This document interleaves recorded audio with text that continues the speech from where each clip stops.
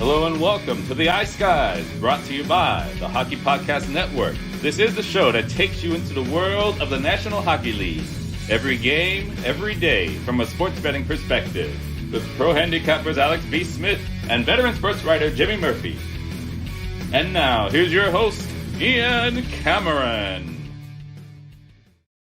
Welcome to the Ice Guys, presented by the Hockey Podcast Network. Saturday, January 29th, Ian Cameron, Alex B. Smith, and we have a special guest with us today from Latvia, from Riga, overseas.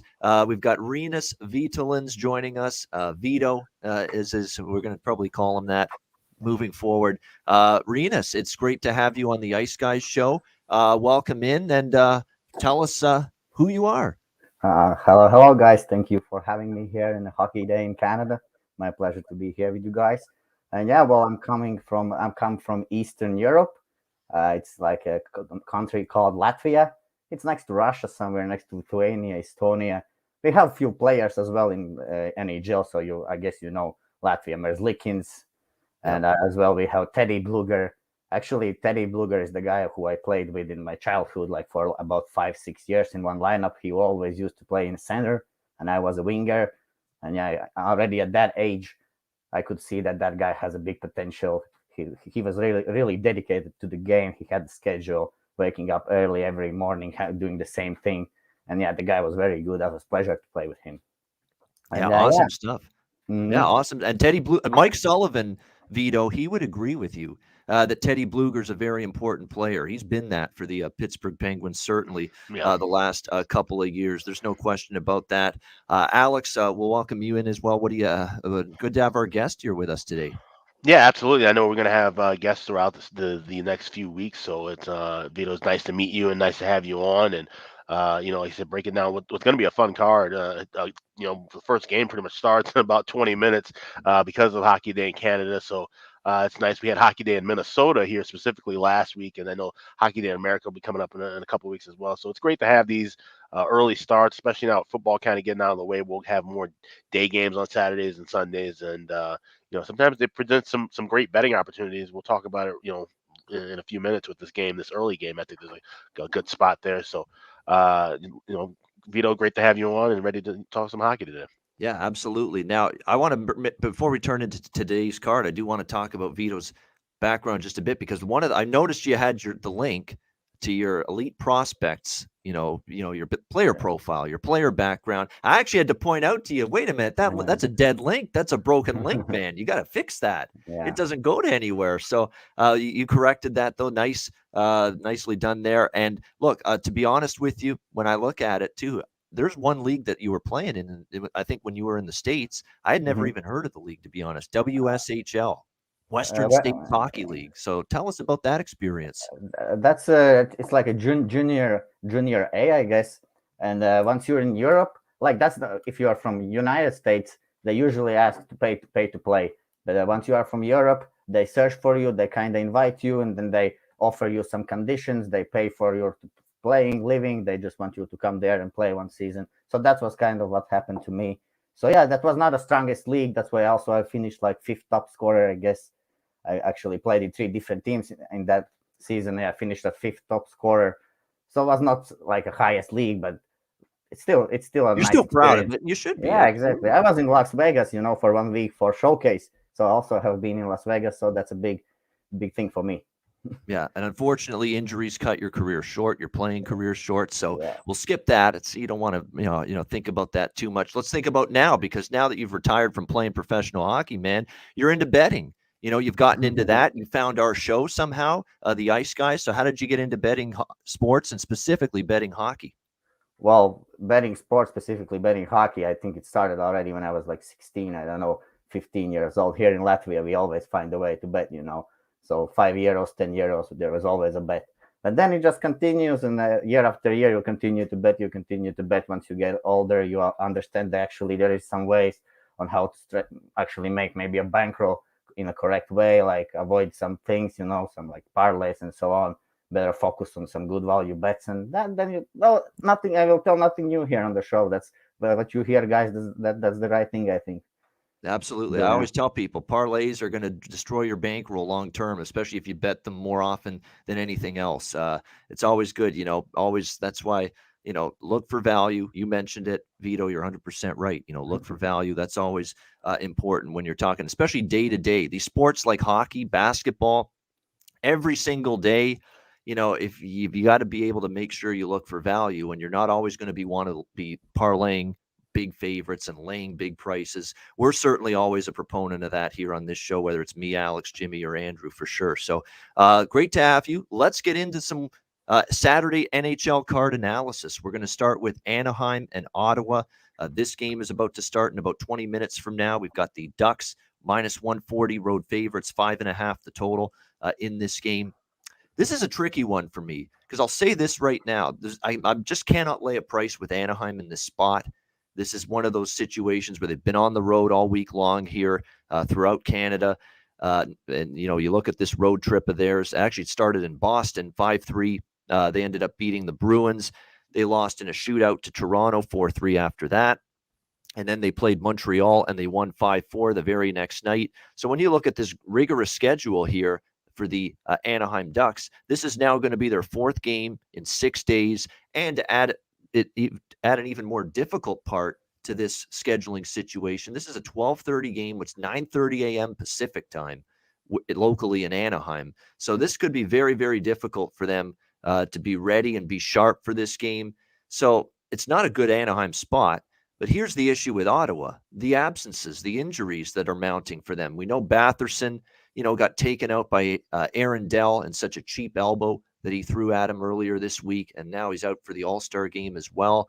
And now you're also going to be without Josh Norris for this game as well, and that is basically 2/3 of your top line. Norris, Batherson, and Tkachuk have played as the top line for the Ottawa Senators together for much of the year, and now you're going to be without 2/3 of that top line, for a team that now you're going to have to ask for more from Stützle. You're going to have to ask for more offensively from Alex Formenton, and Tyler Ennis stepped up with a hat trick earlier this week. Give him credit, but is he going to be someone that's capable of doing that routinely and giving you that secondary offense? That remains to be seen. On the Anaheim side, their captain Ryan Getzlaf is potentially, we'll have to see if he's going to play. He was questionable for this game due to an upper body injury. We'll see if he's able to be on the ice for Anaheim. But to me, this is too tricky of a game both ways. I mean, Ottawa gives you a good effort the other night against Carolina, but they still fall short.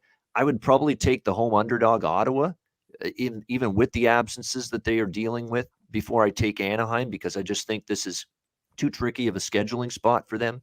But I don't love it enough either way to bet it. So it's going to be a game I stay away from. Alex, what do you think here, Ducks and Senators? Yeah, I tweeted this out already this morning. I like the draw here at plus 320. You look at Anaheim, last two games, 1-goal games. They took Toronto to overtime into a shootout. They ended up losing that. And you look at Ottawa, like I said, missing two of their top three forwards now. They're going to have to kind of be a little bit more responsible defensively. They're not going to have much of an offense punch, in my opinion.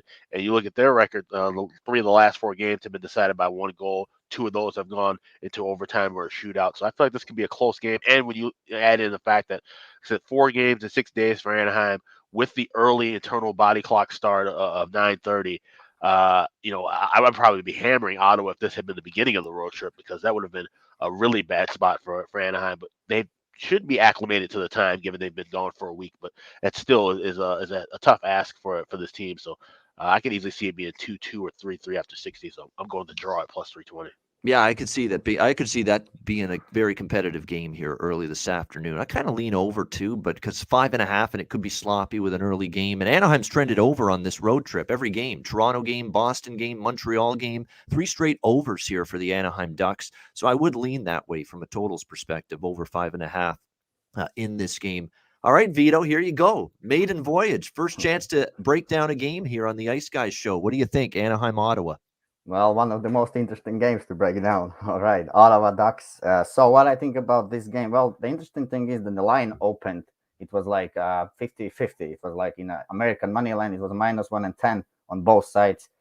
And now, as we see, that it's a huge movement on a Duck side, I guess. And well, I understand maybe the reason, because a lot of people are out for Senators. A lot of bodies are out. They're bringing in like next man standing. They're bringing in new bodies. and yes, it will take a lot of ice time for Team Stutzle, and the same as the defensemen. And so another thing about the Ducks. But I actually am leaning the Ottawa side here because I think Ottawa just played actually Carolina just now, so they're gonna have this momentum, this high intensity level of the game. I think they're gonna bring it to this game as well because Ducks, they are not like Carolina Hurricanes, of course. So I think Ottawa in this angle they will have you will get an effort from Ottawa Senators, I think. So since the line has changed so much now, I think that it's the value to go with Ottawa Senators. All right, there we go. Basically a coin flip.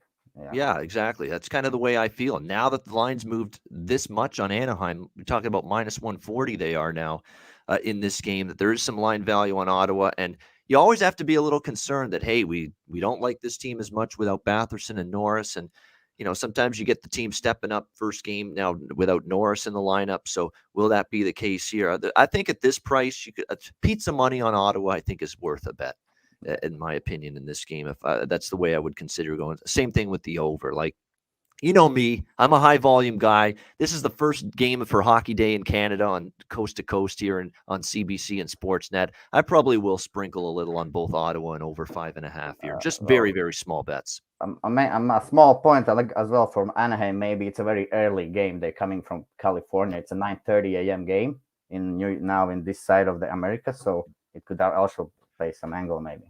That could be an issue. Yeah, definitely. Yeah. Especially when it's the fourth road game in 6 nights as well for them. All right, the other early afternoon game, there's actually a later afternoon game as well, but the second very early game on this Saturday afternoon slate is the Los Angeles Kings and the Philadelphia Flyers. LA minus 170, road favorites, 5.5 the total in this game. It's Kings or nothing. I don't want Philly. As simple as that. And I've tried to make a case a couple of times for Philly, saying, "Oh, good spot, beatable opponent," and still find a way to lose. Kind of like what they did earlier this week against Dallas. I thought, Dallas in that spot was a little vulnerable, and Philly still ends up losing that game. They have a couple of decent efforts, particularly against the Islanders, but right now the problem for the Flyers is, we talked about who's out for Ottawa.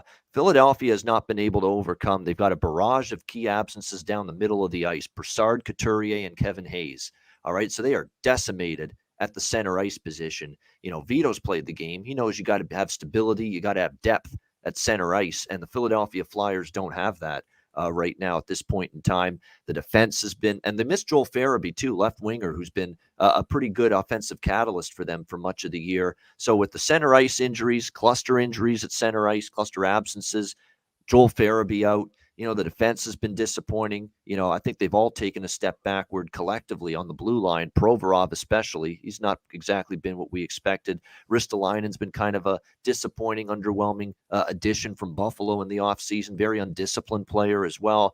Yandel, Keith Yandel, give him credit for the Iron Man streak, but kind of a liability at times in his own end. Nick Seeler's more of a stay-at-home defenseman, not really going to be terrific in terms of generating offense, getting the transition game. And that's the problem.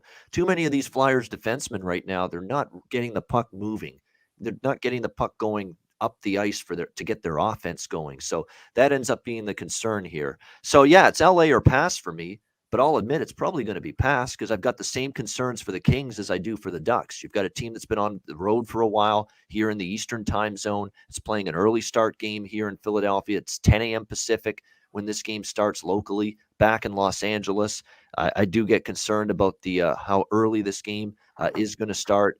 We don't yet have goalie confirmations, even though this game is going to start in an hour from now. We don't even have it yet for Anaheim, although I think it's going to be John Gibson. It will be Anton Forsberg for Ottawa, but no goalie confirmations yet for this game. I'm going to assume Quick and Hart.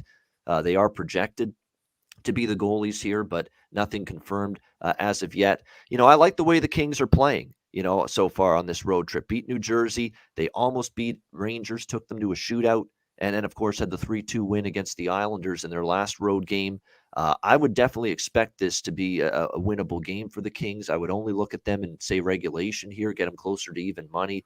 But I don't love the spot enough for them to pull the trigger. So that's just a lean for me. Kings in regulation, probably going to end up staying off the game And I lean under as well. Alex, what do you think here, Kings Flyers? Yeah, this is a complete pass for me. There's no way I can back Philly right now with the way that they're trending, and with LA. Keep in mind, this is the first of back-to-back games played locally at 1 o'clock Eastern.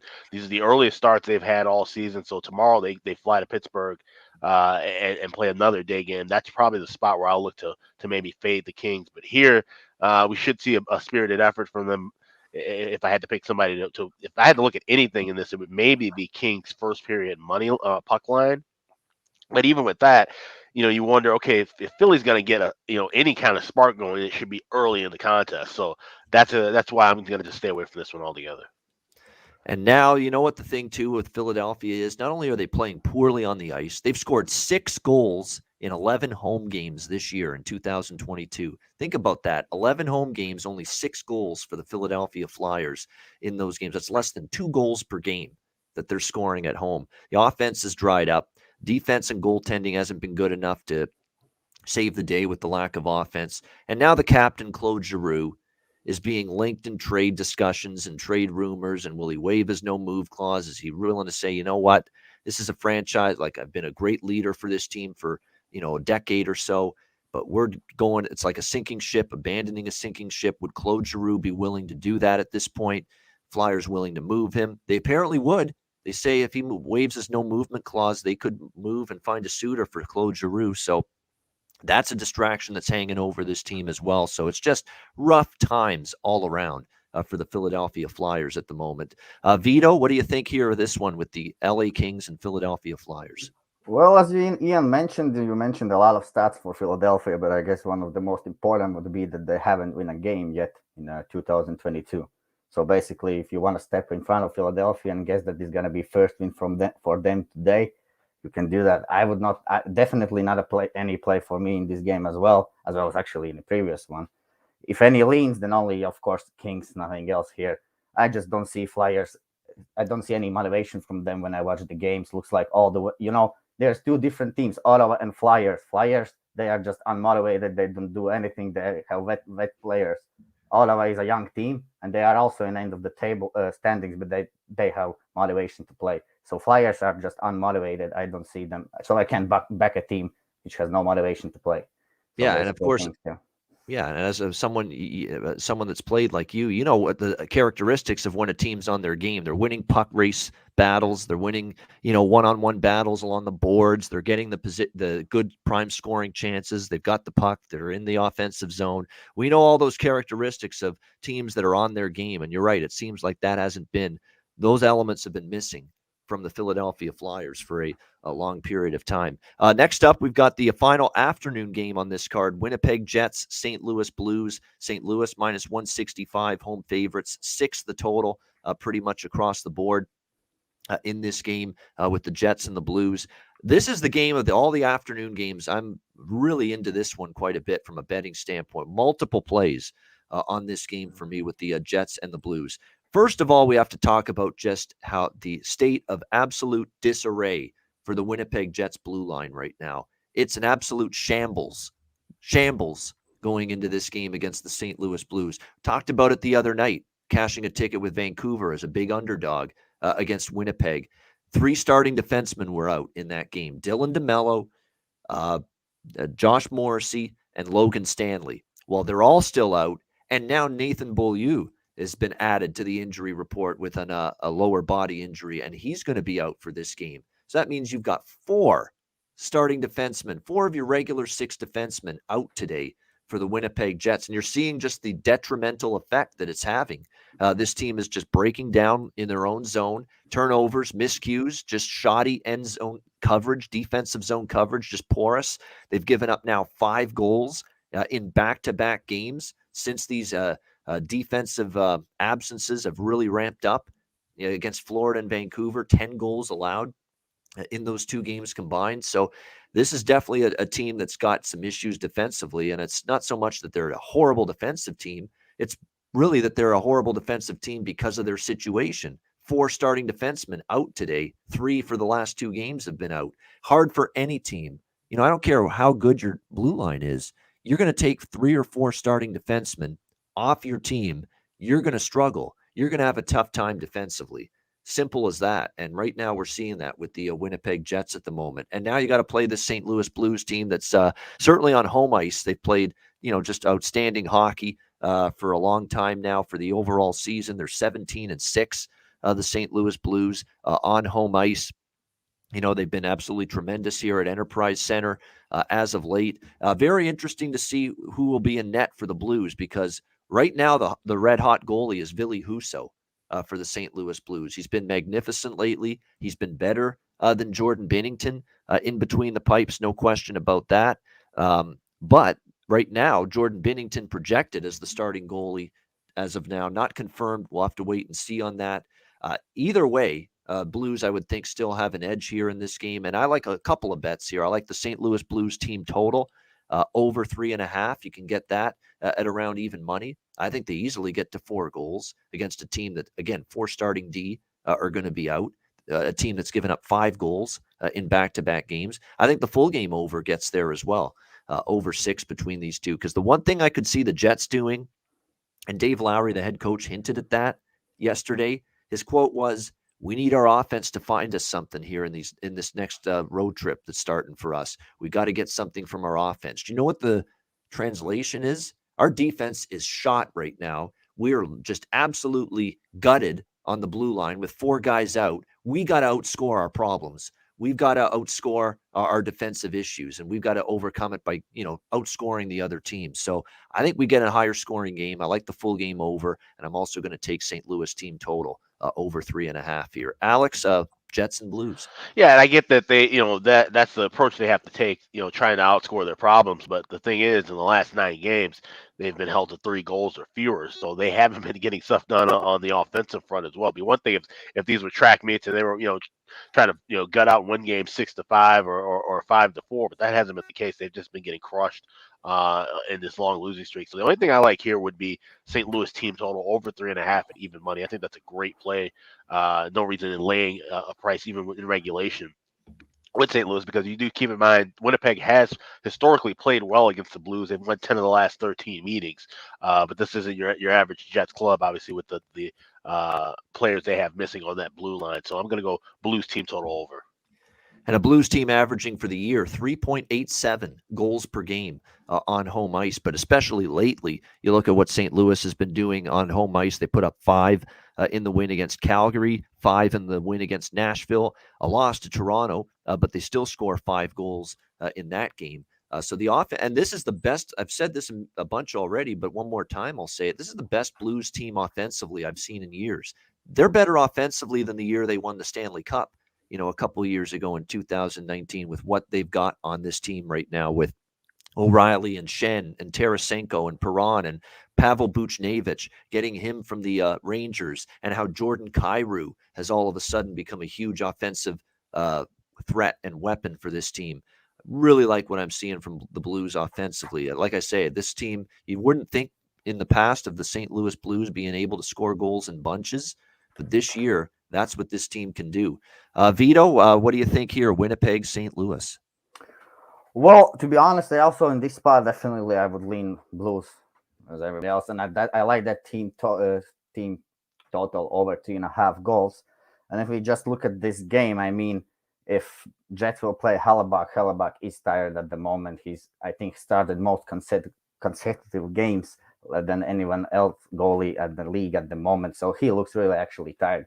And when I watched what Coach Lowry told about Jets, once he talks about this identity, we've seen it everywhere on the internet. They can't find the identity. So once I start to see things like those I think the team will not get up for this game against the Blues.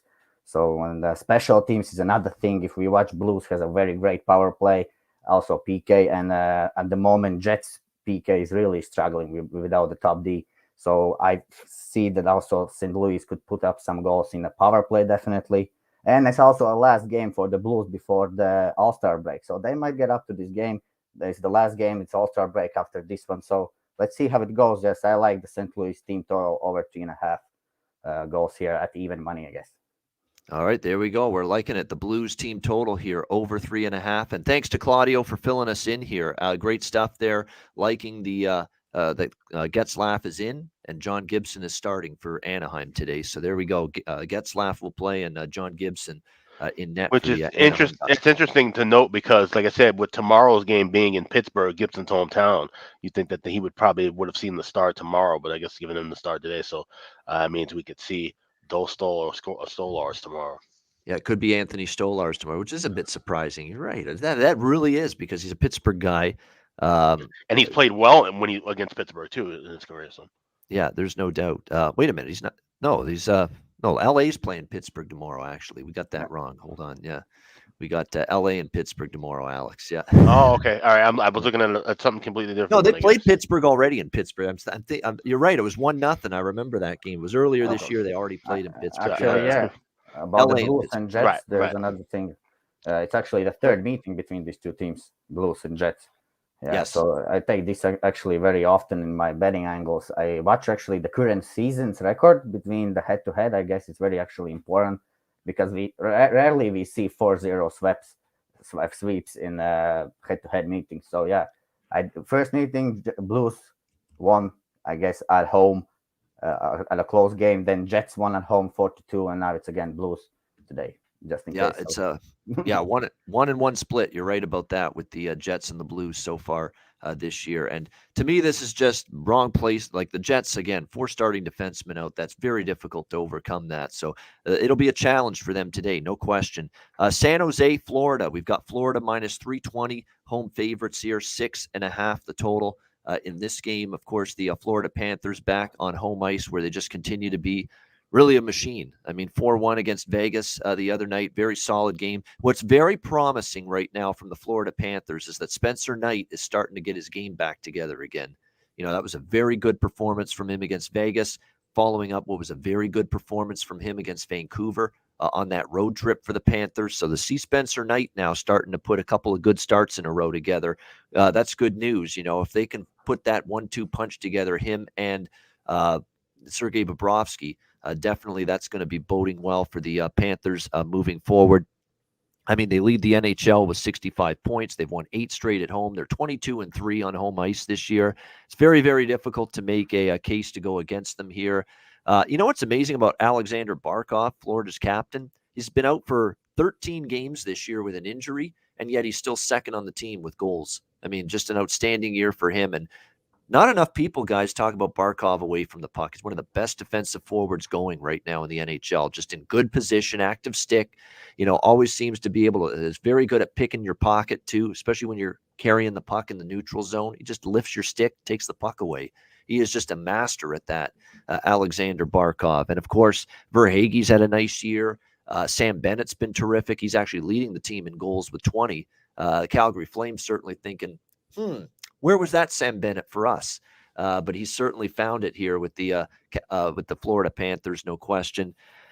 San Jose, look, I'll give them credit. Their last game against Washington, 4-1 win on the road. It was the best performance we've seen out of James Reimer, who had really been hitting a wall and not playing well for a long period of time. But he played really well in that game against the Washington Capitals. We'll see if he keeps it going here in this game. As far as I'm concerned, this is a tricky game. San Jose doesn't want to get into a track meet, and they did a good job of making it a slower-paced, methodical game against Washington.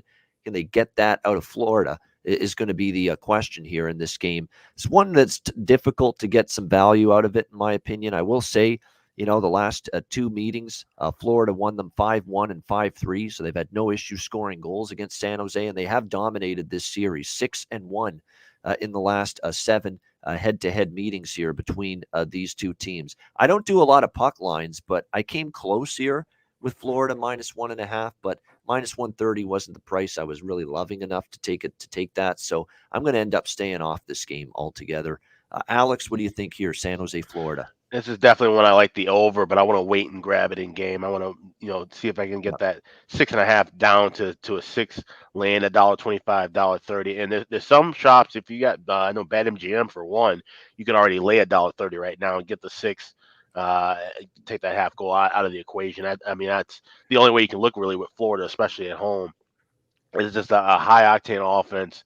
And with San Jose, I think that confidence and momentum from the 4-1 win against Washington. This is a huge road trip for San Jose. It's honestly could be a season-defining road trip, even though it's just 4 games. But you're playing the best of the East. You got to play Florida. You got to play Tampa Bay. You got to play Carolina moving forward. You've already got a win against a decent Washington team. They're slumping, but obviously they're still a quality opponent. So I think they can come in and get a couple of goals, but I don't know if they can hang around for a full 60 minutes. So I like the over, but I would grab it at 6, adjusted in game. Yeah, I actually might follow you with that exact same thought process here because I'm with you. I think we could get 6 or 7, but I don't love 6.5 right here in this game. I think we'll wait maybe to hopefully get that 5-minute scoreless stretch early in the game, and hopefully that leads us to getting a better live over number and better price as well with that. By the way, that's a good foreshadowing that Alex just laid out there talking about live betting because we will be announcing our betcast for this upcoming week at the later on toward the end of the show, and we're definitely looking forward to that for sure. Vito, what do you think here with the Sharks and Panthers? Well, yeah, Florida and San Jose. I couldn't find the right number actually also to bet this game because I don't want to go with Florida team total. I guess over 4.5. Yeah, it is. It's right. 4.5. That's and I would have liked it at Vito at 3.5, but you're right, 4.5 is a little trickier. And 6.5 is also a little bit too much for me on the over. And as Alex mentioned, I love to play actually live bets more than pre-game bets, to be honest. I love to bet overs live because we usually see, well, with Florida, not so often, but with different teams, you can see a slow start. Florida likes to jump on the team. So maybe, yes, either you grab this over as soon as it opened, like yesterday, or whenever you can, when it's the best number, or then you just wait, I think, when the game starts. You hope there's no goals in first 6-7 minutes, and you just hammer an over. Or also, so I sometimes love to wait till the end of the first period, and it's also can sometimes get a very nice value. You will get like over 4, or I think, or over 4.5 even.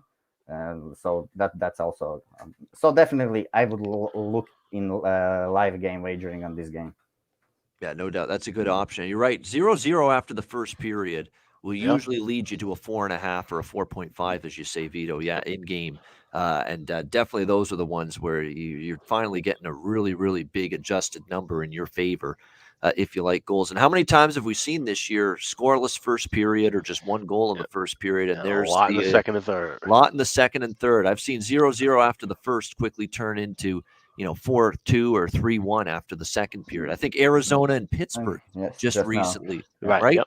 Mm-hmm. That happened in that game. Yep. Exactly. It was scoreless after the first, and the offense exploded in the second period. So it's great advice. Even though we don't really love the value we're getting with overs and with Florida in this game, it's a great game to remind people about the value of betting live and being able to get better numbers and better prices if by chance, with over, you might get a better number if it's a slow start. With Florida, what if San Jose actually gets the first goal like they did against Washington, and you'll be able to get a better adjusted price with Florida live in game as well. So definitely keep that in mind. I wouldn't argue with the first period on Florida because they have been good starting out the game, no question. So keep an eye on that. Carlson is out. I know Carlson and Middleton is out, the good demons, but Burns actually has been stepping up with some good plays. So yes, I think San Jose might get some goals here maybe as well.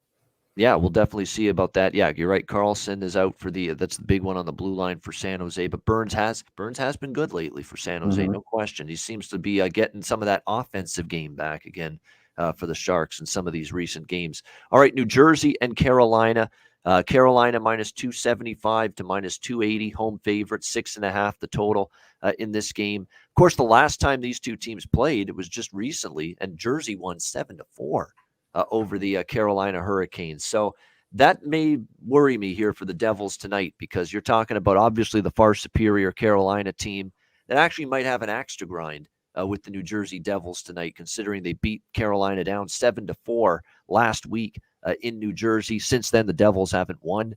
They've dropped 3 in a row against the Kings, the Stars, and the Lightning. Really, the problem for the Devils is, their goaltending's been just totally, in a state of disarray right now with what they're going through with Bernier on IR, with Blackwood away, relegating them to having John Gillies or Akira Schmid as their 2 goalies right now for the Devils. So that definitely is something that, is no disrespect to Akira Schmid, no disrespect to John Gillies. They're not number one goalies at the NHL level right now, and we've seen that on full display. So it's going to be probably a little bit of a difficult ask here for New Jersey taking on Carolina. Carolina, of course, they come off the 3-2 shootout win against Ottawa in their last game, but they really didn't have a good second or third period against Ottawa. He said, they didn't have the puck as much as they wanted, so they really weren't thrilled with their performance overall as a team, even though they got past Ottawa 3-2 in that last game. But you would think Carolina back home, they know they lost to New Jersey 7-4 last week. But again, as we mentioned previously on this show, that was Jack LaFontaine in net for Carolina that night against New Jersey. And that was one of the big reasons why the Devils ended up winning and putting up 7 goals in that game. That's not going to be the case tonight for Carolina. I think it'll be Antti Raanta. Hasn't been confirmed, but projected right now to be the starting goaltender. Keep in mind, he has not started a game in quite some time here for the Carolina Hurricanes. I think his last start was January 1st, New Year's Day. Ended up getting pulled in that game against Columbus. And then before that, he started on December 12th against Vancouver and gave up 2 goals in that game. So it's been a while since we've seen Antti Raanta in net. I would lean over the total, quite honestly, in this game. I do see some 6s, and I like that because at 6, it's definitely a bet for me. 6.5, I don't like it as much, but I do think we'll see enough to get this game up and over the total. Devils are one of those teams right now where they're still pretty capable offensively with what they've got going. Jesper Bratt is on fire right now. Of course, Jack Hughes has been good. They're pretty much a lot healthier now up front. Nico Hischier, they've got all hands on deck essentially up front at the moment. And Jesper Bratt goal scorer prop is something I'm going to keep looking at these really, really good prices you can get. Upwards of plus 400, plus 450 even with Jesper Bratt to score a goal. So definitely would be looking at that. Ronta's just been out of action for so long that I don't know if he's going to shut the door completely against the Devils. And on the flip side, I think Carolina will score their share of goals tonight against what's still a very shaky goaltending situation for the Devils. So I like over 6 here. Alex, New Jersey, Carolina. Yeah, I love this first period over, and I was stunned to see it actually open at minus $1.35. I grabbed that quickly, and it before you could blink, it was pretty much around 150, 155 everywhere. So I recommend grabbing it in game. Probably going to want to grab that pretty quickly in game, though. If you see 140 or better, that's worth a buy sign, in my opinion. We've seen a great run here with New Jersey, 13-4. In the last 17, and even with Carolina, 9 of their last 12 have gone over in the first period. So keep in mind, these two teams are going to play again one more time before the All-Star break. So like I said, kind of one of those things where you have a back and forth game. See some bad blood maybe brewing between the two. It's a little trippy after the whistle. You get a power play here, a power play there. Then all of a sudden you start seeing more and more goals. So I would lean with the full game over as well. I probably would grab full game and first period over live at better prices. Yeah, and by the way, the trends add up that way too toward goals being scored in this game. 3 straight overs head-to-head between the Devils and the Hurricanes.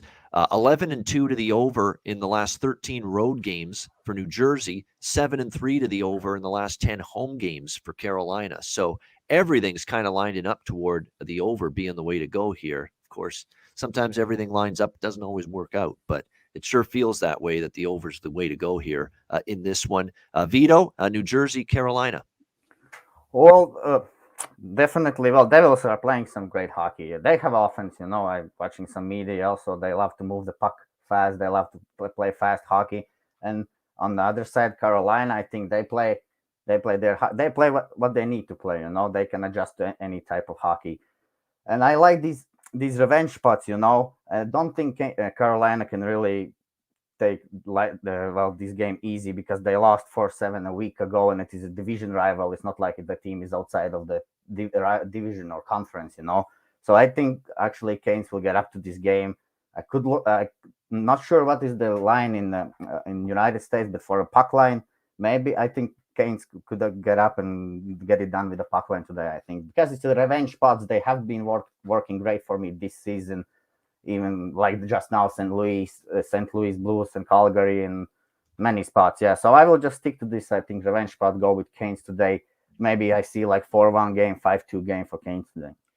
There you go. All right. I like the thought process there. Puck line is around minus 110, minus 115 here for the Carolina Hurricanes in terms of the puck line. So you're right. Good value. I think a decent chance we see them end up, probably winning this game by margin, at least a solid chance. And of course, you've got a Carolina team, again, losing 7-4 to New Jersey. This is, a good team won't take this, inferior team lightly. Those are usually good situations to actually lay the goal and a half. Looks like Vito's going to do that here. Carolina puck line minus 1.5, minus 110 in this game.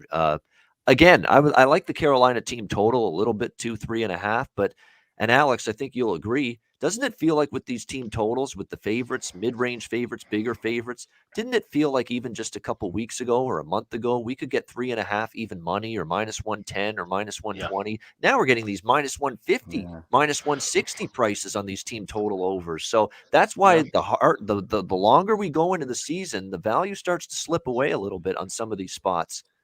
Well, and that's the thing. The bettors have gotten smart, and now the books are adjusting. Where okay, we're not going to lay these huge favorite prices, but if a team's favorite, in a 300 range, you expect them to at least get 3, 4, 5 goals. So you were getting some good value, like I said, and adjusting, basically playing the side by going team total over. But the books have caught on to that quickly, just like they have with pretty much everything else that we've kind of done. Same thing with the three-way lines. You're seeing those getting juiced up much higher. They used to have a 60-cent discrepancy between just a regular money line and a three-way money line. Now you're seeing that minus you're seeing an 80-cent difference, a 90-cent difference. So it's a tough, and you're not finding that much value these days. No, that's 100% right. Like, it's just amazing. Like a couple of weeks ago, if this is New Jersey and Carolina, I get Carolina team total over 3.5, probably $1.10, $1.20. Not today. I get minus 150, minus 160 on Carolina team total. So, like I say, they're making adjustments, no question about that. And it's unfortunate, but you got to give them credit. They're probably doing the right thing. Just had a fight early in the Anaheim-Ottawa game. Maxime Comtois and Adam Gaudette. Very interesting. Not exactly who you'd expect for dropping the gloves, but it was a good fight. Very spirited. Love to see it. Maybe that's a sign that's going to be a wild, action-packed day of hockey, that we had a fight 2 minutes into the Anaheim-Ottawa game. So hopefully that's a sign of things to come. We got an exciting hockey day in Canada of Saturday action coming your way. Vito, did you get in any fights in your career? What? How were you like with that? No, I was actually a forward, and I was usually playing first or second line, so didn't fight that much. You didn't drop the flippers much. Yeah, more scoring the goals, making There assists. you go. Yeah, exactly. That's good. Be the skill player. Yeah, I love it. But no, I've always been, I'm always going to stick up for fighting in the sport. I think there's a place for it. Every player has his own role in team, So yep, that's how a real team is built. You don't build it on top scorers only. No, that's right. You got your forecheckers, you've got your fourth line guys, your physical players, guys that are good defensively, block shots, people that are good, take winning big face-offs. That's why hockey is always a team game. There's so many instances of teams that win Stanley Cups. They don't win Stanley Cups without the third and the fourth line contributing the way they do. Not just the top six forwards or the big guns. Always important in terms of your composition of a hockey team. You've got to have all hands on deck, all four forward lines, all six defensemen, and of course your goalie for sure. All right, next up we've got arguably the best game of the day. Certainly it could be Vegas, Tampa Bay. We've got the Lightning here, minus 140 to minus 150. Home favorites, 6 the total here, shaded to the over in this game. Should be an interesting one. Tampa Bay coming in off that long road trip, and they had been off for almost a week when that road trip wrapped up in San Jose.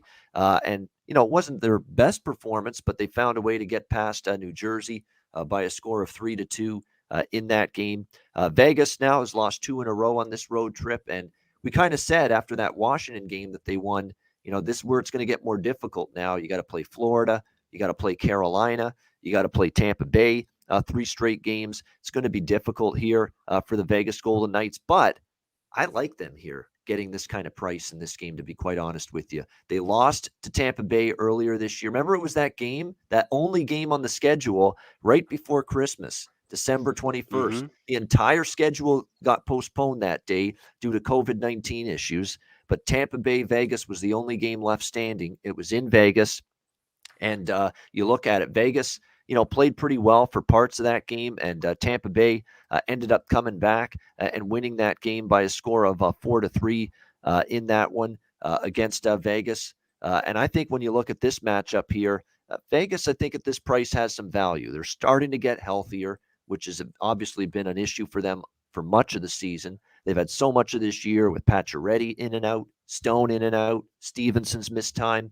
Riley Smith's been in and out. He looks like he's back and cleared off protocol, by the way, Riley Smith. So I think he's going to end up playing tonight for the Golden Knights. Really, the only guy they're waiting on right now is Martinez and, of course, Eichel. Who's going to be, of course, making his Golden Knights debut probably at some point after the All-Star break. So it's starting to get healthier, this Vegas team. I like the spot. I like the situation. They've now lost 2 in a row on this road trip. I think you get a pretty strong effort here tonight from the Vegas Golden Knights in this game. And I think they're live. I think they got a potential here maybe to get the upset here against Tampa Bay. You can get them plus 130 in this game against the Lightning. That's the side I like. I'm going to go with Vegas here as a road underdog. Alex, Golden Knights and Lightning. Yeah, this is one that's probably going to be looking to play something in game here. If I had to lean with anything, it'd be Tampa Bay. But obviously, you're looking at these prices, and $1.40, $1.50 is not too bad. But it's maybe looking for something in regulation. I feel like this could be a back and forth kind of spot, especially like I said, Vegas losing 2 in a row on the road. They have been playing pretty well on the road as of late until those 2 losses. I think they're going to be really geared up for this one. And like I said, this is obviously, anybody coming into Tampa Bay, they're still going to be fired up to play them. They're the reigning back-to-back champions, so you can't take them lightly, no matter how they're playing. So it's one where I'm going to watch it and maybe look for some live spots to try and. This is definitely one of those games where you can see back and forth and maybe get some good opportunities for next to score props. Something I've been cashing with the last couple of days. This definitely feels like one of those games. Yeah, there's no question about that because you look at it. Vegas had the 3-1 lead against Tampa. In the home meeting in December, and Tampa came back and scored 3 unanswered goals in that game. So to your point, Alex, momentum, back and forth could be one of those. You bet the next goal prop for the team that got scored on last. Might be something that works in a game like this. No question. Yeah, Anaheim just took the lead 1-0 on Ottawa. Soft goal by Forsberg to give up. Terrible goal, in fact. Got to stop that. Right through the 5-hole it went. 1-0 Anaheim early in that game against Ottawa.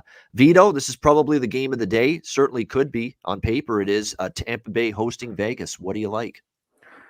Well, definitely an interesting game. I don't have any actually plays on this game. I would rather just watch this game because I expect to see some real playoff hockey here between these two big teams, because Vegas has some big D-men and Tampa Bay definitely McDonough and Hedman.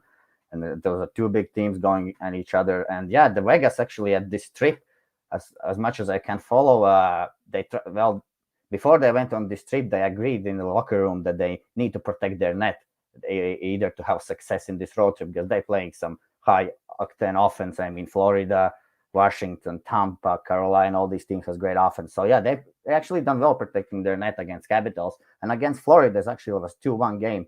It was like 2 empty netters in the end. And actually, the goals which Florida scored also was not like there was Florida Panthers style of goals where they make push, and score. It was like a mistake from Golden Knights in a power play where Barkov put the net goal, and then Bennett scored some. I guess Leonard would like to have that goal back. It went somewhere between. So I think Vegas will get up also to this game. I think we're going to have some tough game here. If I would link, well, I like actually also the underdog here price with Vegas, but they have been on the road for so long time and 3 very hard games that could be an impact, maybe some fatigue kicking. So don't have any leans on this game. I think it could actually stay under. That maybe could be my lean. Yeah. I kind of think so too. This may not be your automatic, high scoring shootout here with these two tonight, just in this spot. Vegas is, I think tried to clamp down a little bit on this road trip. I mean, you look at the last 2 of the 3 games, 1-0 and 4-1, they stayed under. And the game that went over, that game was on pace to go under for sure. I mean, it was low scoring most of the way, and then it exploded late. Vegas got 2 late goals in the third to tie the game. Otherwise, that game would have stayed under as well, the Vegas-Carolina game. So they've been trending under on this road trip here with the pace right now. By the way, 1-1, Ottawa just tied. Tyler Ennis, all of a sudden the unstoppable Tyler Ennis can't be stopped. He had a hat trick the other night, and he scores the first goal for Ottawa today. So over 5.5 was certainly, even though it was only a small bet for me, just to have some action on this game. it's off to a good start. I'm mad at myself right now because I've had the live screen up the whole time, and I'm looking and I'm seeing this over 1.5 go plus 155, plus 160, gets to plus 180, and right as I'm getting ready to grab it, it locks up. That's when the Ducks score the first goal, and now all of a sudden here we are tied at 1. So missed opportunity there for me. Damn it. I know. And it was already a pretty good price, plus 150, plus It was, 160. yeah. And you're just trying to squeeze out another 10 or 20 cents Just a little bit, value. yeah. Wait, then that's the problem, right? With Yeah. Alex's theory, it makes sense, but it's all about timing it. You just never know when all of a sudden, whoop, that screen's going to freeze. There's that first goal.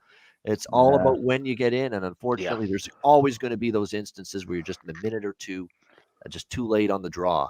To be able to get in on that. And that was the case with the first period. And the first period over is already cashed with the 1-1 here early in this Anaheim-Ottawa game. So looking forward here to this Vegas-Tampa Bay game. I'll definitely have it on one of my screens tonight, no question. All right, let's go to Edmonton and Montreal. We got the Oilers minus 240, road favorites, 6.5 the total in this game. The Oilers, of course, trying to keep it going, right? 3 wins in a row. For the Edmonton Oilers, trying to get on a win streak. They snapped the ugly losing streak, 7 games it was, beating Calgary, and they followed that up with an overtime win against Vancouver. They outplayed Vancouver significantly, so they deserved to win. And even though it took a shootout to beat Nashville, I'd say they deserved to win too. They got stronger as that game went on. They outshot the Predators 46-30 in that game. They had the better chances. They had the expected goals edge over Nashville in that game. There's definitely elements of Edmonton's game that are rounding into form again, and they're starting to get going once again. Still without Tyson Barrie, of course, but still been able to win without him these last few games. Now they take on a Montreal Canadiens team that's obviously decimated, that's had this awful season. They've lost 4 in a row. Good effort against Anaheim. You know, they were down 5-2 at one point. Came back, made it interesting 5-4 in that game. And from all indications, guys, when they introduced Evander Kane yesterday, the new signing for the Edmonton Oilers, Ken Holland and Dave Tippett said they're planning on him playing tonight. So unless there's some kind of last-minute setback, we're going to see Evander Kane tonight make his Edmonton Oilers debut. And like I said, you can talk, and we're not going to talk about it. I'm sick of talking about it. You can talk about all you want about his conduct off the ice, his behavior off the ice. He has the capability on the ice, especially if he's got his head on straight, of being a positive difference maker for the Edmonton Oilers. He's going to give Connor McDavid that rugged, physical, powerful, strong line mate that often Connor McDavid has lacked during his tenure with the Edmonton Oilers. So I'm interested to see how this experiment goes for Evander Kane here in Edmonton. From all indications, he will be in the lineup tonight, making his debut for the Oilers. And as of right now, they've got him lined up to be on the wing with McDavid and Yamamoto. On the first line, Draisaitl, Puljujarvi, and Foegele. The second line, Hyman, Nugent Hopkins, and Cassian on the third line, based on practice lines for the Oilers coming out of yesterday. Montreal still just a hell of a decimated team. You know, they do have a bunch of guys back, but still a bunch out. Dvorak, Drouin, Edmondson, Gallagher, among others still out. They're starting to get a little bit healthier, but still hard to overcome it. We've got Montembeault in net for Montreal. He's missed the last few, but he's eligible to return and will get the start for the Canadiens. He was actually starting to play better some of his last starts before his recent absence. Can he rediscover it again? He's been out for a little bit of time now. That remains to be seen. And it'll be Stuart Skinner in net here for the Edmonton Oilers. He hasn't played in a while. They've been running with Koskinen a lot lately, but Skinner, he's back and ready to finally appear after being on COVID pro. This is a sloppy game, to be honest, and I know Edmonton has played played better defensively the last few games, but I could see this being high scoring. I would only look over 6.5, and I'm going to take Edmonton here in. I'm actually going to take them in the first period puck line here, because I think they get a boost just mentally, emotionally, when you say what you will about his character off the ice, but you get the team goes out, gets Evander Kane. I could see it going to the legs of the entire team early in this game. So you can get Edmonton plus 120, minus a half in the first period. I like that a little bit. And I would lean to the full game puck line as well, minus 1.5, plus 105. So I'll have bets on that, and also looking at over 6.5. I've been riding these Montreal games over the total. They just can't keep the puck out of their own net right now. Alex, what do you think here, Oilers and Canadiens? Yeah, I'm right there with you on that first period puck line with Edmonton. I think that's a great price. I'm stunned to actually see a plus price there still. So I'd say grab that as soon as you can. That might actually end up being even money before puck drop. And like I said, be interesting to see what Evander Kane, what he can bring to the table right away in this game. I know a lot of people, and I'm sure we'll probably see, especially some of the American books here, do a maybe a boost to see if he gets an anytime goal or something like that, because people are going to have all eyes on him. So that'd be interesting to see. I don't know if he's going to chip in offensively right off the bat, but it's definitely something to look for. His props are probably going to be circled quite a bit because of the fact people are taking note of him joining this team. Concern that I have here with Edmonton, in terms of the Edmonton bets, the first period and full game puck line is Skinner. Skinner hasn't played in a while, and the last time he played, he got pulled. It wasn't pretty for him in that last start that he had. I believe it was against Ottawa, and he gave up 5 goals in that game. So you're always worried about what you're going to get from him in net. But that's also why I took the over in this game, because I think Edmonton will score their share of goals. Montreal probably will chip in as well. That's the one thing about the Canadiens. Yeah, they've been horrendous in their own end. They've been terrible defensively. They've been giving up goals in bunches. But they've still been able to find some offense. They've still been able to score goals themselves as of late. So I think that's probably a good chance we see that here in this game tonight as well. Vito, what do you like here, Edmonton, Montreal? Well, this is one of the games which actually I locked in early last night as soon as the line opened, because I locked in Oilers in regulation. I just found it -120 as they opened in regulation with That's a great price. And it's -160 now. Great job getting that early.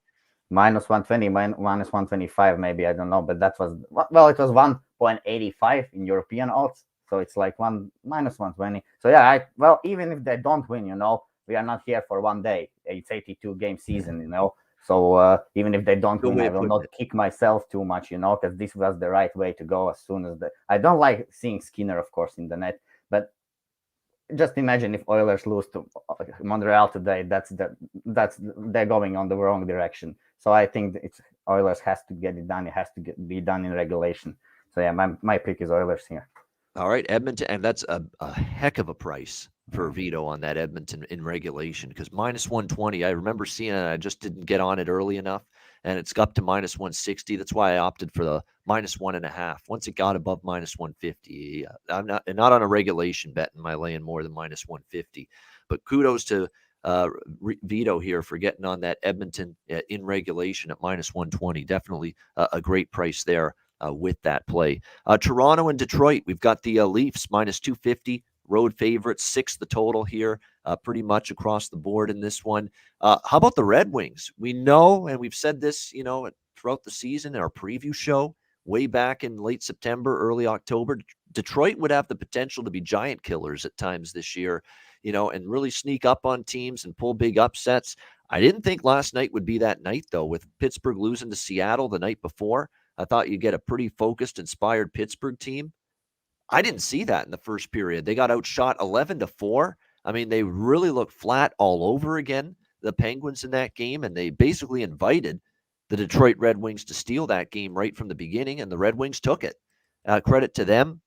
Pickard was solid in net for the Red Wings, and to be honest, Casey DeSmith was terrific for Pittsburgh. It actually could have been worse for them last night if not for the goaltending of DeSmith. So give Detroit credit. Big shootout win on the road. Huge upset, +220 underdogs, Detroit in that game last night. But now it's back-to-back for them. It's also the third game in 4 nights for the Red Wings. And it is a massive, massive, rest advantage here for Toronto. They had 3 games off after the win against the Islanders before playing Anaheim. And now they've got 2 days off following that game. So this is a pretty significant and sizable rest advantage that the Toronto Maple Leafs have here going into this game. What I look at with the Leafs right now, guys, is their power play is absolutely rolling right now. This power play is sick for the Leafs right now. The way they're working the puck around, Marner, Nylander, Matthews, Tavares, it doesn't matter who. The puck movement has been pristine. They had 3 power play goals. All 3 of their goals came on the power play against Anaheim in that win the other night. They've scored a power play goal in 7 of their last 10 games, 3 power play goals against Anaheim. And what worries me for Detroit, they've given up 5 power play goals in their last 4 games combined. So you look at it, a red-hot Leaf power play, a struggling Detroit Red Wings penalty kill. That could be trouble tonight for Detroit. I like Toronto team total here, over 3.5.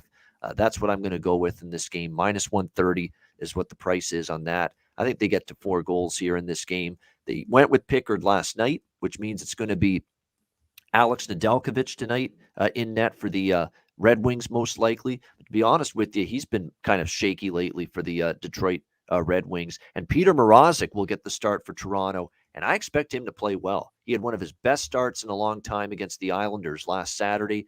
He finally looked healthy. He looked sharp. He looked like he was no rebounds, on top of his positioning in the crease. I thought it was a very sharp Mrazek last Saturday night against the Islanders. Now he'll be playing against one of his former teams, the Detroit Red Wings. I think he has a good game. So I would lean to the puck line too with Toronto, but I'm going to stick with the team total here for the Leafs, over 3.5. Alex, Toronto, Detroit. Yeah, if I had to play the pregame, it would be team total over with Toronto. But this is one where I have circled for some live spots. Like I said, definitely trying to get an advantage, go for Toronto to score next goal when they go on the power play. Like I said, they've been absolutely electric in that spot. And the fact that Detroit did go with Pickard yesterday, which I mentioned, he was really sharp on Wednesday in relief of the Nedeljkovic, getting some big saves in 40 minutes, albeit in a losing effort. So now the Nedeljkovic, trying to bounce back and redeem himself. I don't know if he's going to be able to do it with this offense in front of him. It's going to be tough, especially when you think about the matchup, right? The Leafs power play is rolling right now. They're on all cylinders, and Detroit's penalty kill has been struggling in the last few games. That's troublesome right now, going up against the Leafs. You got a good power play versus a struggling penalty kill. That's what we have in this matchup tonight. Vito, what do you like here, Leafs and Red Wings? Well, one point which I would like to maybe tell is that actually Red Wings had a pretty long game last night. They went to OT. They went to also to shootout, I think, right? That's so right. They have a back-to-back. They're playing today. So yes, it's a long game last night. And I think the Red Wings will try to bring in the same game they did last night, because it's the Penguins and Maple Leafs. They're elite teams, so they will play the same hockey. They try to make it low scoring against the Pens. Yesterday there was not so much action, but the Red Wings don't need action playing against Pens. They would be happy to keep the game without any action, and that's what they tried to do. There was not a lot of action going on, and basically, in this game I would lean. They're coming off from back to back in Toronto, just excellent special teams at the moment, and on the other side, Red Wings not so good. Toronto, maybe, I don't know what's the price for Toronto first period puck line, or to win the first period. Toronto Maple Leafs, maybe we could watch that. Yeah, let me just check that for you right now. Toronto, you can get -0.5 plus 120 in the first period. Toronto Maple That's Leafs. not a bad way to go. Plus 120. I see Toronto jumping on them early. I mean, it's hockey day in Canada. Toronto are from Canada, so maybe they have some also. They haven't played with crowd. Another thing. They come into Detroit. They're gonna have some crowd, I guess, there. So I think Toronto is. I actually grabbed them also regulation last night. The price was not so good. It was like minus. Let me just convert. It was like minus 128. Minus 128 in regulation. Not so bad. Sometimes you can go up to minus 130. So yeah, I grabbed them in minus 128 in regulation last night. Yeah, the over, by the way, what's the total? Yeah, 6. Yeah, I would lean full game over as well, just because of that back-to-back stat that you mentioned, Bonkiki, and you're right.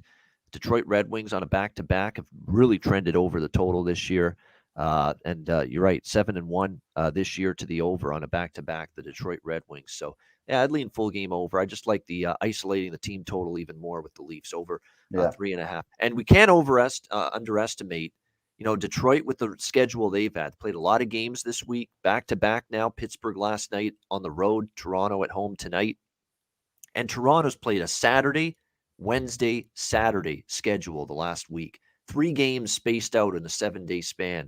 So you talk about a huge, scheduling advantage here for the Leafs in terms of freshness, maybe being more energized. You could definitely see that here. And keep in mind, this game in Detroit, there'll be way more Leaf fans in Detroit tonight than obviously at Scotiabank Arena, where there's been none, for the last several home games. So that's going to be a factor too. This is going to feel like a little bit of a Leaf home game, I think, tonight in Detroit.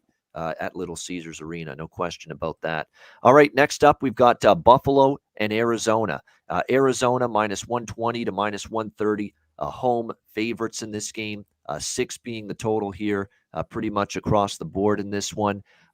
If you are the Buffalo Sabres, you're basically, if you're Botterill and you're, the coaching staff, you're scrambling on the phones right now saying, who the hell's going to be our goaltender tonight? That's where we're at with the Buffalo Sabres. I don't know. I'm not even sure. As of yesterday, they didn't know. They asked Don Granato yesterday, who you got ready to be your goaltender tomorrow? He said, we don't know yet.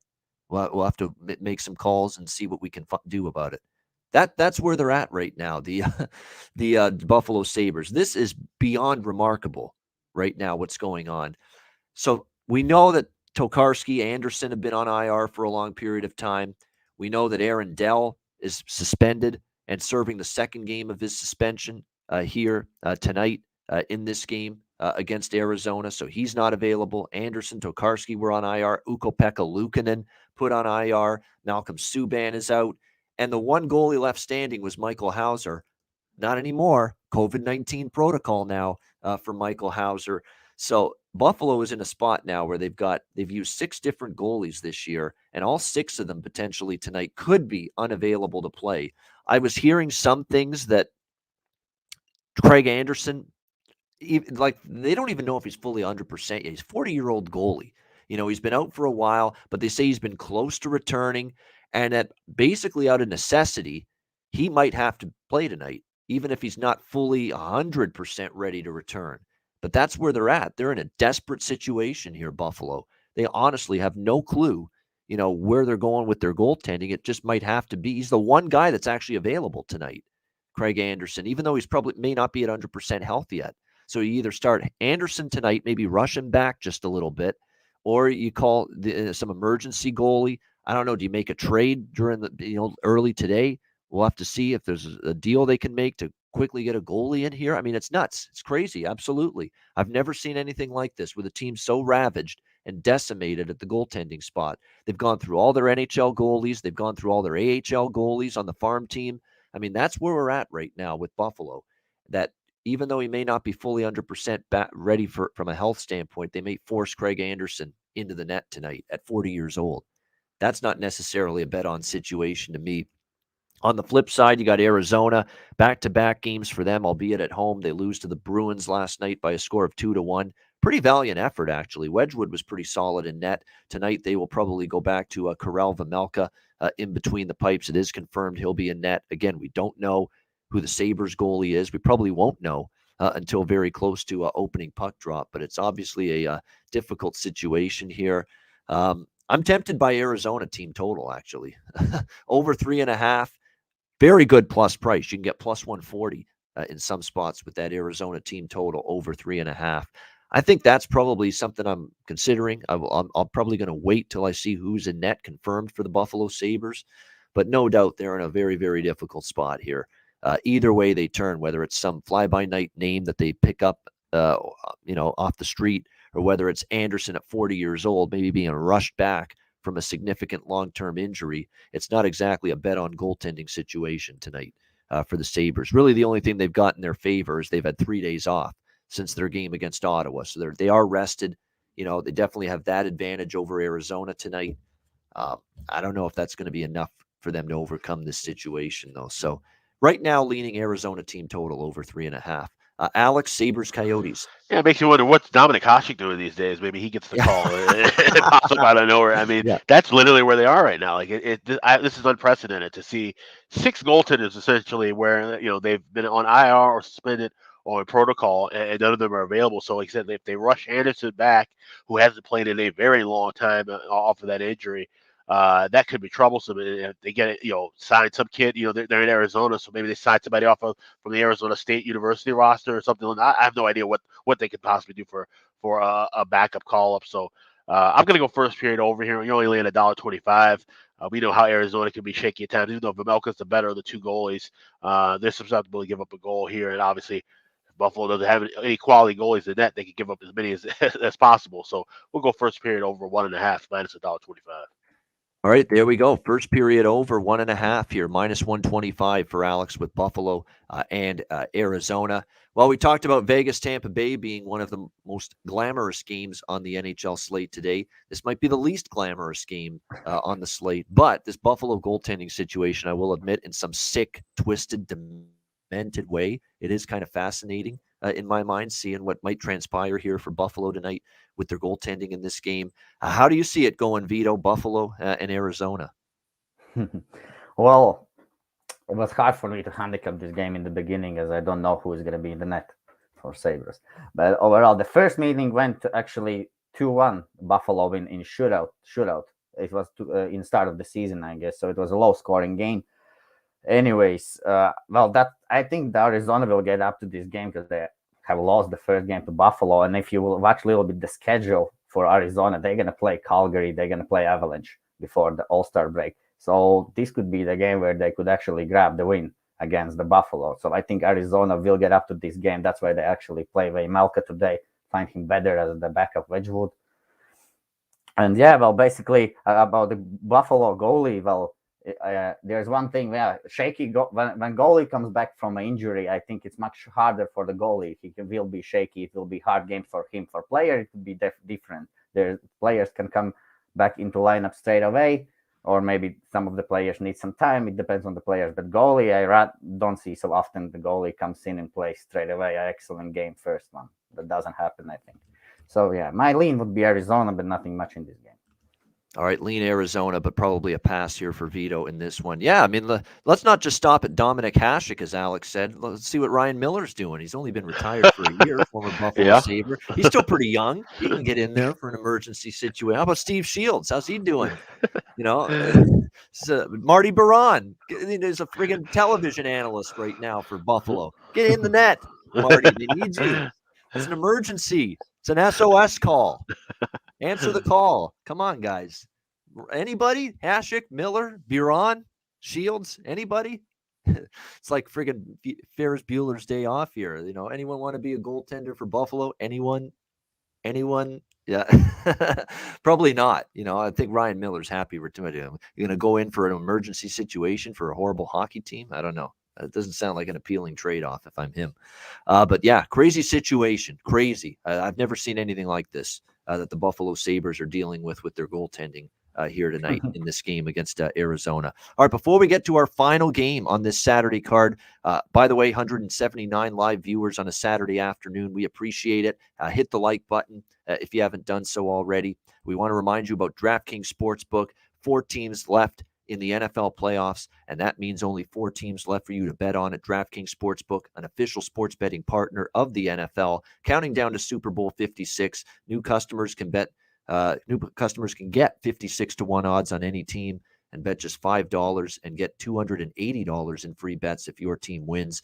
If you're not a new customer, you can still experience the conference championship games on Sunday with same game parlays. Combine multiple bets from the same game for a bigger payout. The more legs you add, the more money you can win. DraftKings is safe, secure, and reliable. Best of all, you can deposit and withdraw your cash whenever you want. Download the DraftKings Sportsbook app now. Use promo code THPN and get 56-1 odds on any NFL team. Bet just $5 and win $280 in free bets if your team wins. That's promo code THPN for 56-1 odds at DraftKings Sportsbook, an official sports betting partner of the NFL. Must be 21 years of age or older. Must reside in a DraftKings Sportsbook state. New customers only. Minimum $5 deposit and $1 wager required. 1 per customer. Restrictions apply. See DraftKings.com/sportsbook for details. Gambling problem? Call 1-800-GAMBLER. Download the DraftKings app. Sign up for an account and use the promo code THPN. All right, final game of this Saturday slate. Vancouver Canucks, Calgary Flames. Calgary minus 185, home favorites, 5.5 the total here, shaded to the over in this game. The Flames returning back home. They had a little brief at Columbus and at St. Louis the last couple games. They won the first game decisively, 6-0, and they fell 5-1 to the Blues, although kind of predictable. Revenge spot for St. Louis. St. Louis got trounced in Calgary Monday night, 7-1. When St. Louis was the tired team on a back-to-back, Calgary was rested, and then it was the shoe on the other foot on Thursday for St. Louis. Calgary was the team on a back-to-back, and St. Louis was the rested team, and the Blues got the job done in that game. So Calgary back home now after that 2-game trip. Look, it's dog or pass for me in this game. I think this is still a pretty big price to be given the Vancouver Canucks. I don't like the idea of betting against Calgary off a 5-1 loss, and they really have played good the last 5 or 6 games, so I expect the Flames to be a lot better. It wouldn't shock me if they win the game tonight, but this is a big number to be given the Vancouver Canucks, who should have Thatcher Demko back tonight for this game. He's been taken off COVID protocol for the Canucks. Spencer Martin, though, tip of the cap to him. He's done a very, very good job in the meantime, filling in for Demko and Halak, who have been out. But it looks like Demko's at least eligible to start tonight. Hasn't been confirmed, but I would probably expect to see Demko back in net for the Canucks tonight in this game. Horvat is still away from the team, as well as Tanner Pearson. Those are still the key contributors still out for Vancouver. They took care of business against Winnipeg 5-1 in their last game. And even with the absences that we've seen for the Canucks during these recent games, they took Florida to a shootout 2-1, battled St. Louis pretty tough 3-1, and they outshot the Blues 39-17, despite losing that game 3-1. And of course, the Edmonton game, they end up losing in overtime. So, Vancouver's been right there in every game. I think Calgary will be looking to bounce back from the St. Louis game. I do like the way their game is trending. But as we often say, we like to bet prices. We don't not bet prices, not teams. This is that ultimate mantra game for me. Bet price, not the team. This just seems a little bit high for my liking with Calgary minus 185. I'll have something, here on Vancouver, getting the plus 160, plus 165. It does feel like this price is just a little bit high on the Flames. And given that in the losses, Vancouver's actually played better than you would think based on the final score of those games. And look, Brock Besser scores the last game. Elias Pettersson starting to get going again for the Canucks in that last game as well for them, which is good to see. That's who they need to get going. And it's no surprise that against Winnipeg, a lot of their best players played well. JT Miller, outstanding, a hat trick for the Vancouver Canucks in that win against Winnipeg. So, those are the guys they need to be contributing and producing for them. And it's a good sign they all got on the score sheet in that win against the Jets. So, again, I think Calgary probably sitting on a better effort after the loss to St. Louis, but it's too high of a price in my opinion. I'm probably going to have at least a small bet on the Canucks here in this plus 160 to plus 165 range. Alex, what do you think here, Canucks and Flames? Yeah, I'm probably gonna stay away from this one. Like I said, the price makes sense to back Vancouver. I think that's a bit high for Calgary. And with Demko being back as well, it would shock me to see him if he does have a solid performance. But like I said, it's a Calgary team. They've won 7 of the last 10 meetings against the Canucks. Like I said, after having a big win and then having that loss the next night against St. Louis, I'm sure they want to try to bounce back and get back on the winning track at home here. So it's a stay away spot for me. I think what allows them to stay close in this game and maybe pull off the upset, the Canucks, is the fact, look at their defense. It's been pretty good lately. They gave up just 1 goal to Nashville, 1 goal to Florida, because Florida won in a shootout, but they only gave up 1 goal in regulation time in that game to Florida with Spencer Martin.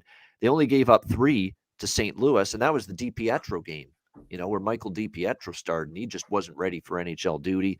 They only give up 3 to Edmonton. Of course, the third goal beyond regulation, and then they shut down Winnipeg, only give up 1 goal. Their defensive game has been solid lately, the Vancouver Canucks, and now they get Demko back tonight in net. I think they got a shot tonight, and that's all you need at this kind of price.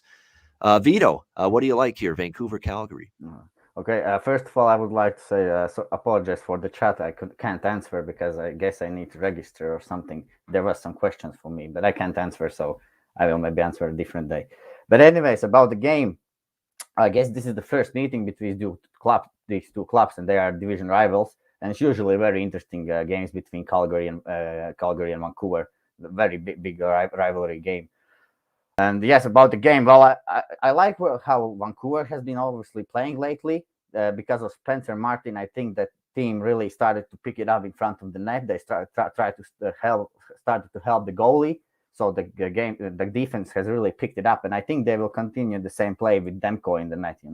Maybe Demko after coming in after not playing could be a little bit shaky. We don't know, but yeah. But I really actually like the spot for Calgary. I know I took them yesterday in regulation as well as minus 110. I guess the regulation price was a little bit dropped today. I guess like maybe minus 125 or something.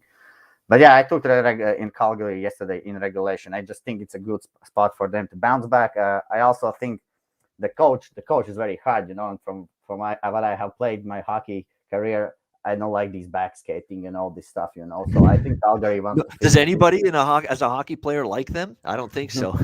So, so I don't think that Calgary wants to finish this on a bad note before the All-Star break. They still will play, I think, Arizona, and they still will play one more game, at Dallas Stars, I think. So those are the last two games. But this is the last home game before the home break. And another thing about Calgary, they've been playing a very little bit better. And from what I see and from what I hear, they just play more simple hockey once they're on the road, and once they come home, they try to do some more fancy things, and then that's why they end up on the losing side. So I hear that today they will want to keep the game as simple as possible. So I think we might see some pissed off Calgary team. Very well, very possible. But I will say, and I don't fault that. Calgary in regulation, you got a good price. I think Calgary will play a pretty solid game after losing the final game of that brief road trip to St. Louis. So I don't fault anyone for taking Calgary. And they're playing better. I mean, all the numbers state Calgary's playing much better. They're not giving up as much defensively. I would lean under, believe it or not, in this game. And There's a reason this total's 5.5. They're in. And another thing, Vancouver won just now 5-1 against Jets. But I think Jets are just not so good team. That's why Vancouver got so easy win. I think because Absolutely. the Jets are just not trending good. Yeah, that's part of the thought too. Like, I know they look great the last game. Did they look great, or is Winnipeg just decimated on the back end? I think it's probably a lot of the latter as well. Winnipeg's just gutted. 3 defensemen were out in that game. There could be 4 defensemen out for them today against St. Louis. Just all kinds of issues for them defensively in terms of being shorthanded there. And Vancouver took advantage of that. So Vito liking Calgary in regulation. I'm going to sprinkle on some JT Miller props. I mean, 4 goals, 8 points in the last 4 games for JT Miller. I mean, it's just when you see this kind of streak for him, he's feeling it at the moment for the Vancouver Canucks. I think you just ride it now until he stops going on this surge that he's been on the last few games. Awesome stuff. This was a great show. Breaking down the Saturday card. Alex B. Smith, great as always. And our special guest was great too. Renus Vitalins. Vito, thanks for joining us. And he watches the show every day. You'll see his name in the chat on YouTube every day watching us, even though it's evening in Riga, Latvia right now. Vito, it's been an absolute pleasure having you on today. Thanks for joining us. Well, me too. My pleasure to be here. Hockey Day in Canada. Hockey Day in Latvia for you as well. Every day. You're watching and betting NHL hockey.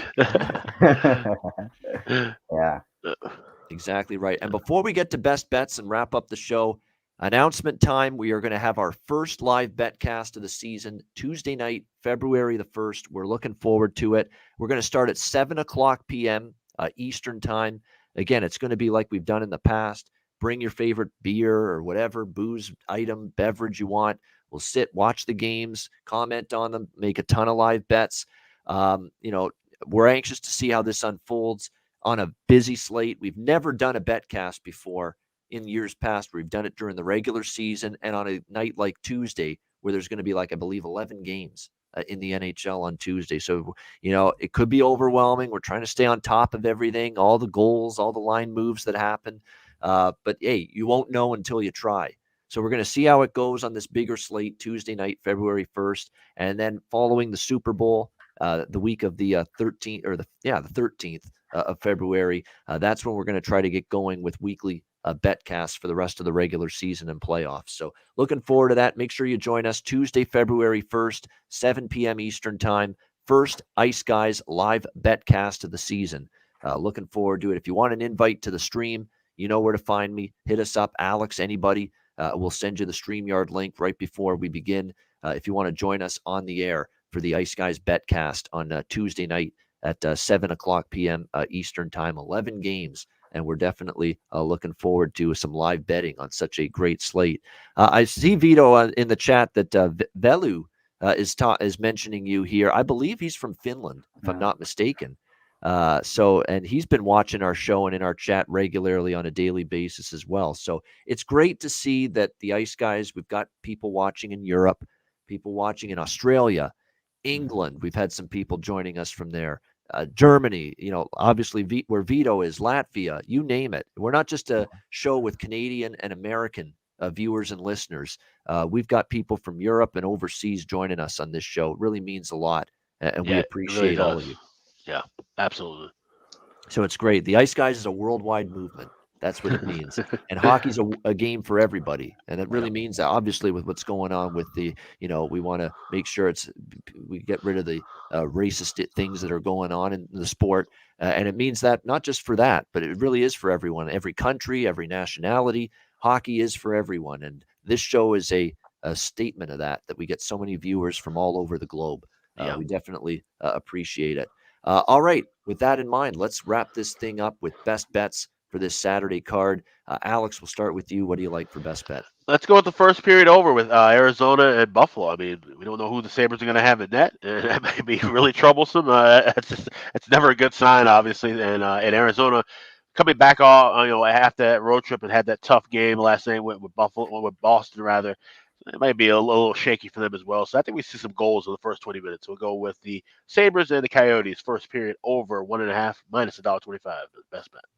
All right, Sabres, Coyotes, Buffalo, Arizona over 1.5 minus 125 first period for Alex B. Smith with his best bet. Here he is, Rinus Vitolin's. Vito, what do you like for your first ever Ice Guys best bet? Guys. All right, I guess let's go.